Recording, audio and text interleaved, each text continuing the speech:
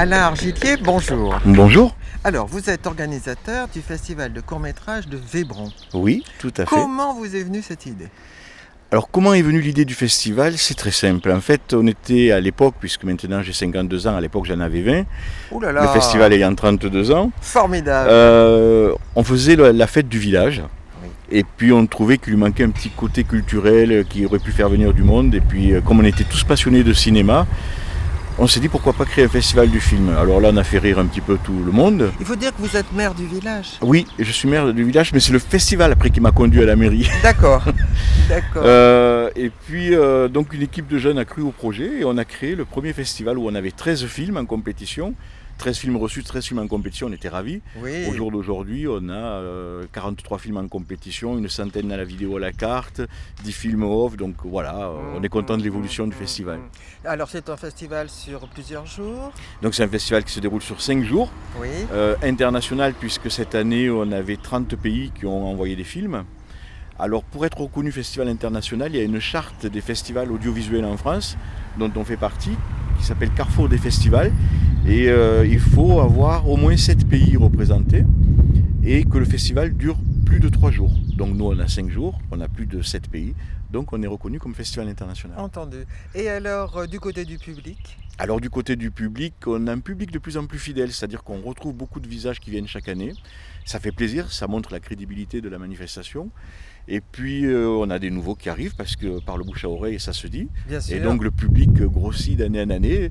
Là les salles, comme vous avez pu le constater, la salle était pleine pour les projections. Bien sûr. Donc peut-être que dans les années futures, on va avoir un souci par rapport au nombre de places dans la salle. Oui, je crois que la Normandie est bien représentée, en particulier le Havre. Tout à fait. Je dis ça pour notre radio, West Et on Track. remercie, mais on vous remercie bien sûr, c'est gentil de faire un reportage parce que le Havre c'est très loin d'ici. Oui.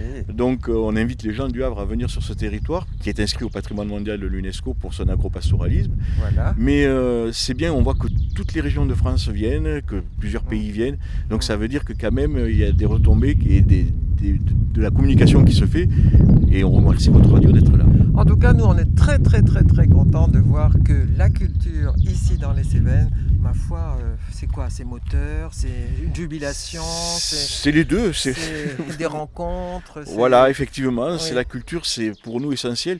Ce territoire a été très touché par les guerres de religion il y a 300 ans. On s'en Et on le souvient. ressent encore. Et il y On a- s'en et il y a- souvient. et il y a une culture Oui, de ce territoire qui est forte.